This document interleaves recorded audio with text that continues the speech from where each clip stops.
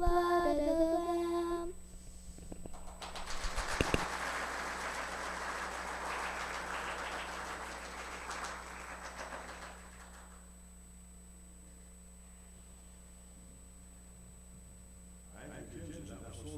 Right on pitch. Beautiful. Appreciate that. And the message, don't forget what that was. Our Lord washed in His blood. This is the fourth of the series of what happens to Jesus following His birth. Or maybe following Christmas, if you want to put it that way.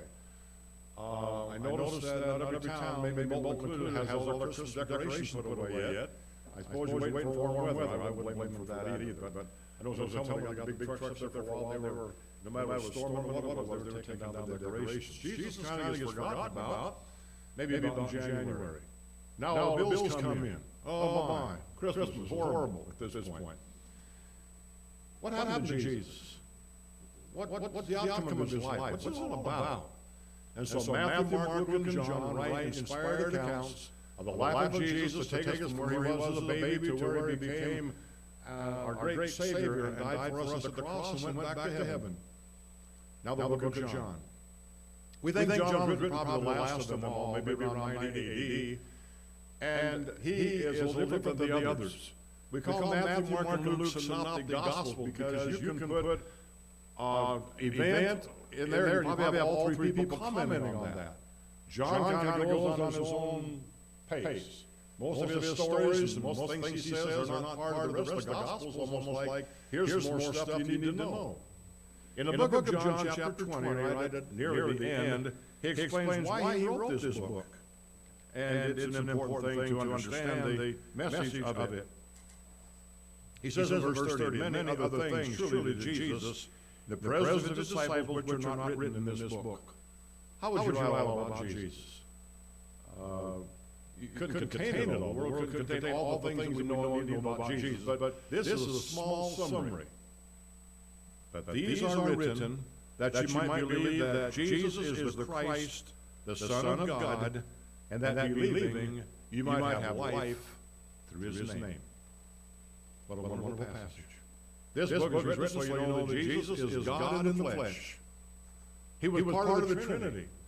Lay aside all the wonderful things he had and all the ease of heaven came to earth and took all the guilt that he did and crucifixion and all of that on our behalf. And in all of that he proved himself to be who he said he was, the Son of God. Now who's this John that's writing? We maybe need to talk about him just a moment. John was one of the apostles. He was one of the fishermen apostles. His dad was Zebedee.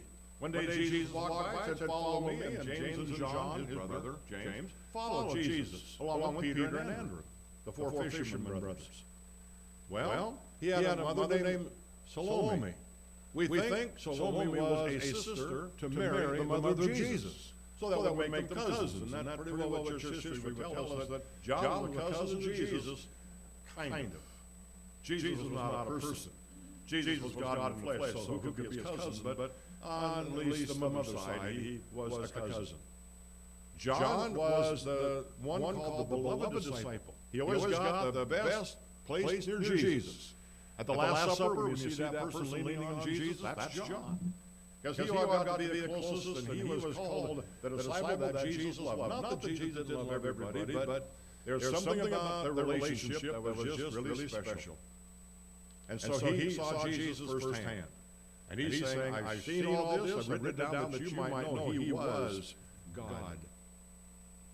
It'd be hard to mistake me or you for God, wouldn't it? Oh, that's God. You're pretty crazy that that's God. But for those who walked with Jesus for all these years, they still come to the same conclusion. He is God. And that's who he was. Now, John, for all of his good traits, had some bad traits. Kind of like you and me, wasn't he? We think, oh, the men in the Bible, they were just perfect. They weren't. You see, one day James and John decided that they were a little better than the rest of them. And so they kind of went to Jesus with their mother and said, how about letting us sit on thrones, one on one side, one on the other side of you, when you get into this kingdom? Well, they didn't understand the kingdom in the first place. And when the disciples heard about that, they were really mad. Who do you think you are trying to, get rid of us so you could be everything? And Jesus sat them down and he said, I want you to understand that the greatest in the kingdom of God is who will make himself the least in the kingdom of God.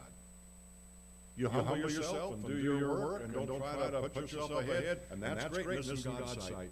Not man's sight, but God's sight. And then they had another little go around because they went down to Samaria, and here were these people who didn't want Jesus to really stay. They kind of pushed him away, and they said, well, that's offensive. They don't want to hear Jesus. Why don't we just call down fire from heaven and burn them up? Now that sounds like the disciple of love? Not too much.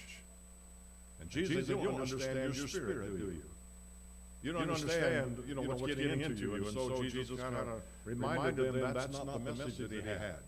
John and James and Peter were especially close to Jesus. They got to do certain things all by themselves, and the disciples didn't, called the inner circle. So John was a really important person. And they thought John was going to live forever. Because of the last meal they shared with Jesus before he went to heaven, which was kind of like breakfast with fish and bread. I'm not sure if you eat breakfast or not, but that's what he ate. And he said to Peter that he was going to be suffering for him and kind of give the idea of a cross. And Peter said, well, what about John? Isn't that kind of like us? We want to figure out what the other person kind of run their life too. I think you and I got business running our own, but the other guys probably. And Jesus said, if I want him to live forever, what difference should that make to you? You follow me. I'll take care of John, and he'll take care of John too. Well, they thought John might live forever, and he almost did, it seemed like, because he outlived all the apostles, and he lived to be an old man. But of course, John is gone now. But John, through all of this, wrote probably late about the great Christ that he had met so the world would know. And having known about it, it gives you life. Now we have a piece of paper. I suppose it's maybe about like that. That is a copy of John's Gospel, the oldest parchment piece we have extant. Maybe year 120, 130, something like that. And if John wrote about 90, in just 30 or 40 years, we have a piece of paper that actually is a Bible that came from where John's Gospel was. Now that tells you that the Gospel, and church history tells you too, that everybody understood this was John's words, and they revered it highly as an inspired word of God. Now when John started the Gospel, he didn't start with Mary, his aunt. He started with the beginning. In the beginning was the Word. Word is something that you say. It's an expression of you. Jesus came to be the expression of God. He was. God will say that in a minute. He was the Word of God. The Word was with God, he said. And the Word was God. The same was in the beginning with God. Without him was not anything made was made. That's the greatness of Jesus, and he saw this in chapter 1, verse 14, and we beheld his glory. We looked at him. First John says, he used the word gawk. You ever gawk at somebody? Your kids ever gawk at somebody maybe is a little different? And they, oh, Johnny, don't do that. Well, sometimes you just can't help but look, and it's so strange. And when Jesus would do something, they just, like when he calmed the storm. How did he do that? How did he heal these people? They just gawked at him, they couldn't figure it out. And so John, who had all these ups and downs of Jesus, came to the conclusion that he was indeed who he said he was, the Son of God, or God himself, in the flesh, and brought you life. So we're going to look at some, as time permits, some of the stories that John wrote. These stories aren't found elsewhere normally in the rest of the Gospel, but John wrote them in chapter 2, for example. We have quite a little conflict. You see, Jesus went to the temple. Now, I just want to remind you that, and I remind myself, I think when he cleansed the temple, first of all, he didn't take a broom and a mop. That's not the cleansing we're talking about. He didn't even cleanse the building. Because the temple was a holy place only Levites could go into, and Jesus was from Judah. He was not permitted. I mean, Jesus could not have walked in that holy temple and pleased God. Isn't that amazing? Because he violated the will of God. He was from Judah. Levites could go in, but not Judah people. But they had courts, and because it was a warmer place, everything took place. They called that the temple. There was a temple where the men were, the temple where the women were, there was a temple where Gentiles could come, who are Jews at all, and they could come and get involved. Now, there were many Gentiles who said, I don't understand this God thing. I don't understand, but I know my paganism is any good, and I know it's horrible, and to have a God that loves me and cares for me, I want to know more about Him. And so they would come and even pray to Him, as Cornelius and others did. Now, out there also in this court, people would have booths of selling doves and changing money and all kinds of stuff, and kind of hard to pray when arguing over that. I don't know if you ever bargained like the Jewish people bargained or not, but when we're in Palestine, I suppose they'll still do, you argue. You don't go to Walmart, oh, it costs you $2.50, $10, just go and take it and run it through the cash register. You don't do that. You want $5? $5? Well, that's robbery. It's not worth $1. That's $4. And so they argue almost on everything. And when we were in Palestine, the kids would come, they had camel hats like. And the first camel hat was sold for $10. And a lot of people bought them. There were Americans, they figured that was the price of them. But we had a couple people with us that knew better and knew what they did, and they argued them down to $5. So most of them got a hat for $5 or $10 before, and as the bus was pulling away, they were saying, $1, $1. And if you put $1 out the bus window and got them a hat, it almost looked kind of like Jones and the Lost Ark or something, those kind of archaeological looking hats. That's why they argued. It wasn't just, okay, that's the price, thank you. I don't know, maybe it's similar to a yard sale, maybe. What would you get for it, that kind of thing? Well, how would you pray with all that going on? You just wouldn't. So Jesus drove them out of that place, and then they came to Him a little bit later, and they said, we don't understand this. How can you do that? We're going to pick up the account in John chapter 2, verse 18. And they said, what sign showest thou that you do these things? Show us that you have the power to do what you just did. He could say, well, I just did it. I mean, look how people just obey. I mean, I have naturally power that you can see. You don't have to guess twice, he's in charge. So he said, okay, destroy this temple, and in 3 days I will build it again. Now, it kind of connects to what happened, but it's a whole different thing. That I want to sign that they destroy this temple. Now, you see the thing, this building or my body? And they presumed he meant the building. They said, why it took us 46 years to build this place, and you're going to build it in 3 days? They just stopped and think about it, could he? Could he build a building in 3 days when they built the whole world in 6? I guess he wouldn't have too much trouble building a building in 3 days. But that's not the building he's talking about. He's talking about his body. Your body is a temple too, by the way, where God wants to live. And he was talking about you destroying, in other words, I die, and 3 days later, I'll come back again. And it said the disciples figured that out later. They said, oh, now we know what he meant. He meant not that temple, but he believed, but about the body, and he says in verse 22, and they believed the scripture and the word which Jesus had said when they saw him from the dead. Oh, he told us to do that. Do you know anybody that can do that?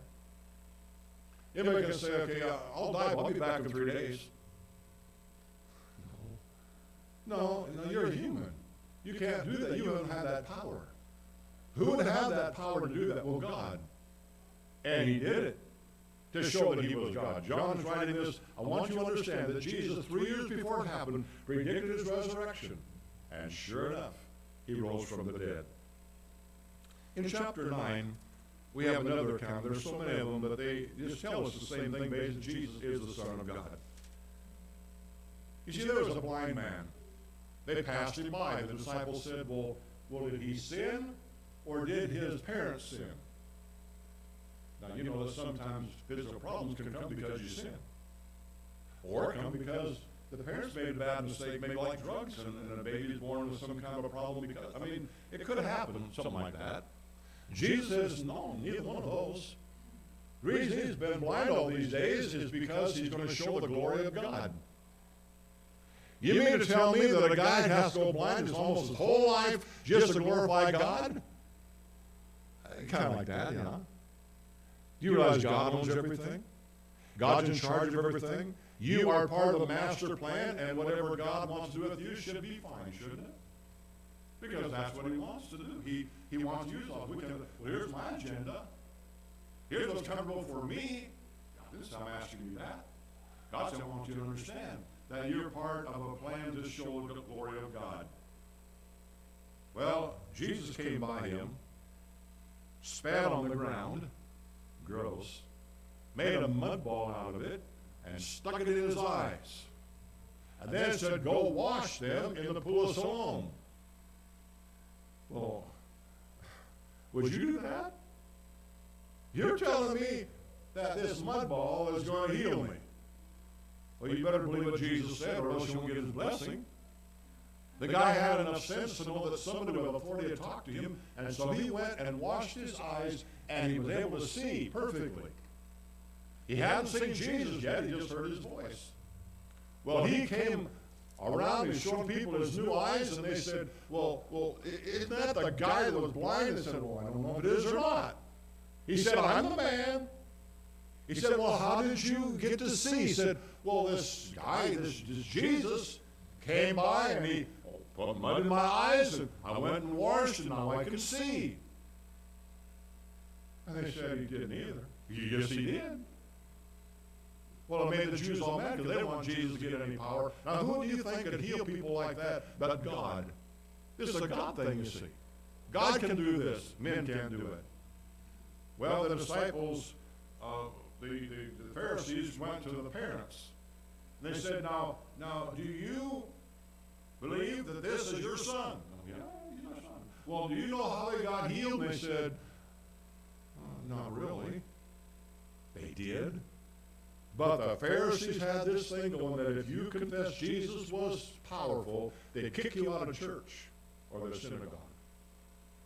They didn't want to get kicked out. You know, sometimes when you follow the Lord, you lose a few friends.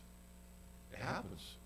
You get kind of pushed away because people don't want you because of what you decided to do with your life. But it's still right.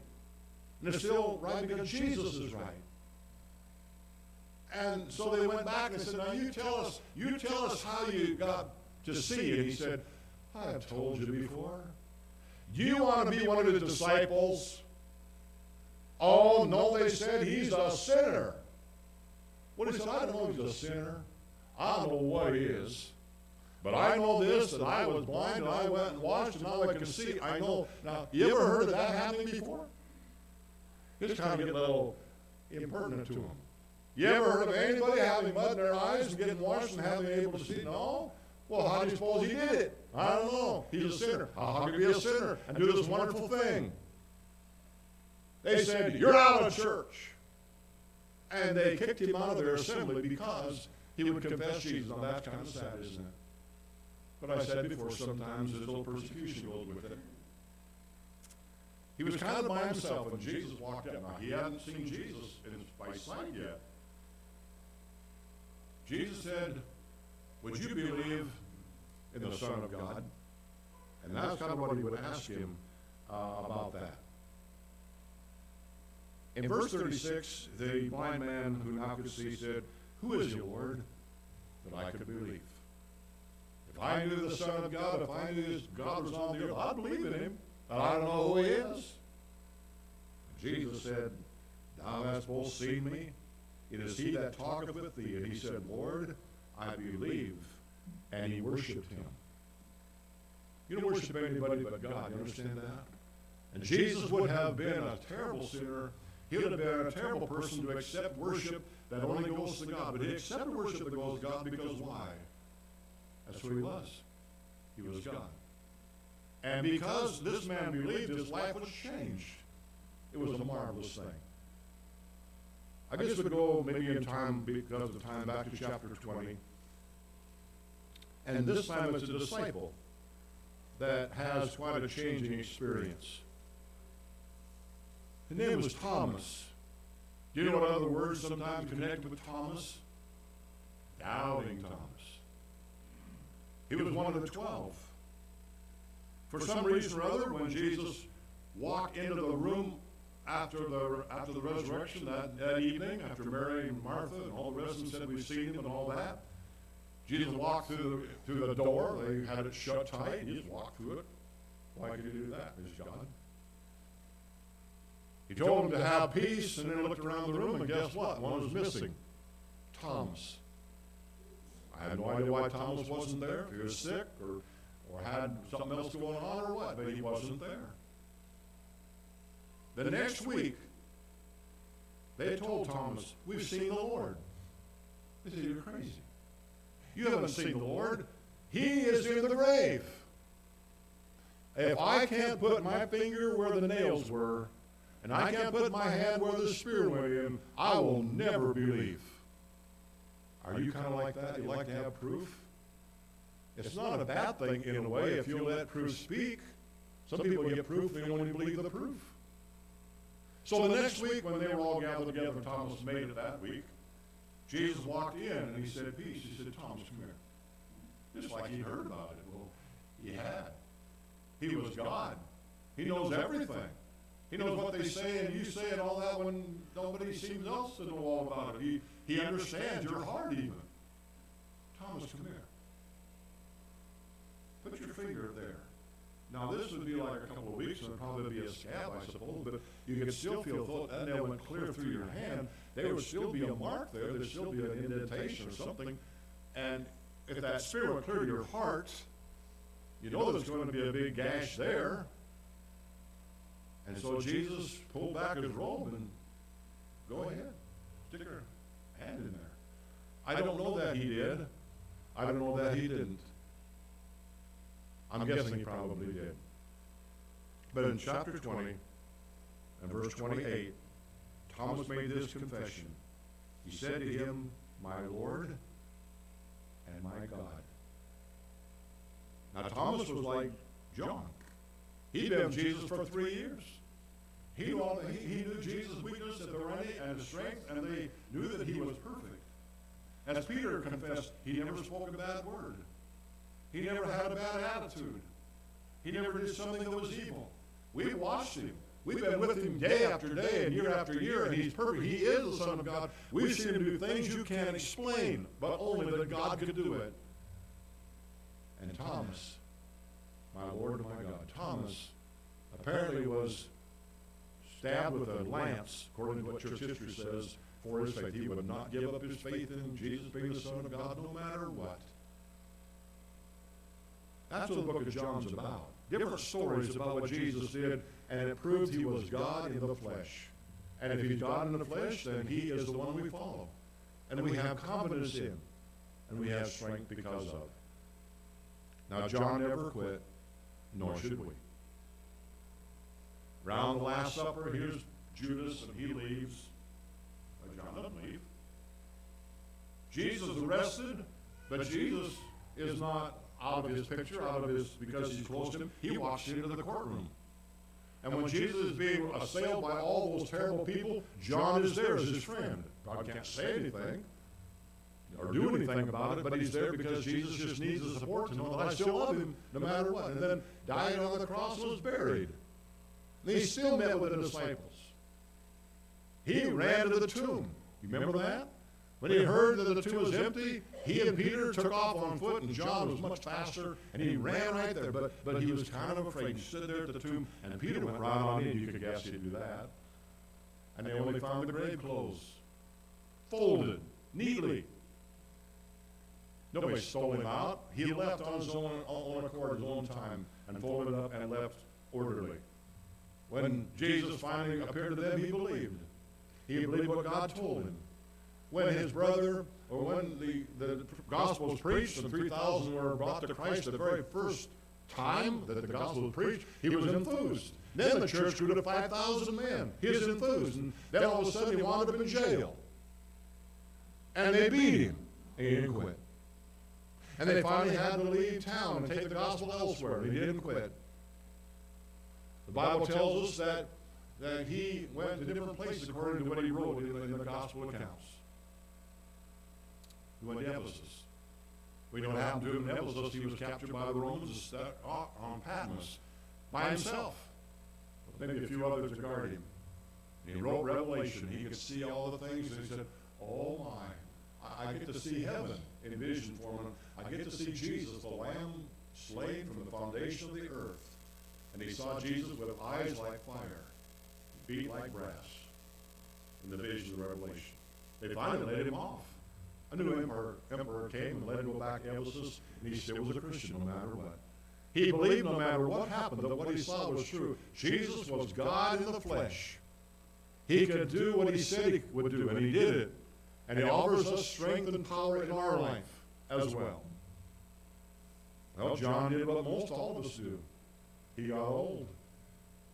And it tells us in church history, not the Bible, that they had kind of a cot kind of a thing, and they would carry him in to the assembly in Ephesus, lay him back by the back door.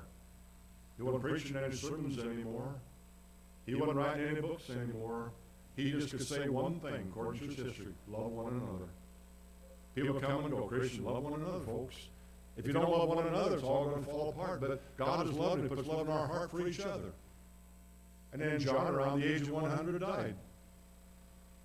Faithful all that time, because he had met God the Son, who gave him eternal life. And he shared that. He said in this book, life is in the Son. You remember Jesus said, don't let your heart be troubled. You believe in God, believe in me. In my Father's house there are many mansions. I'm going to build a place for you. I'll come and get you. He believed that thoroughly and firmly. And so can we today.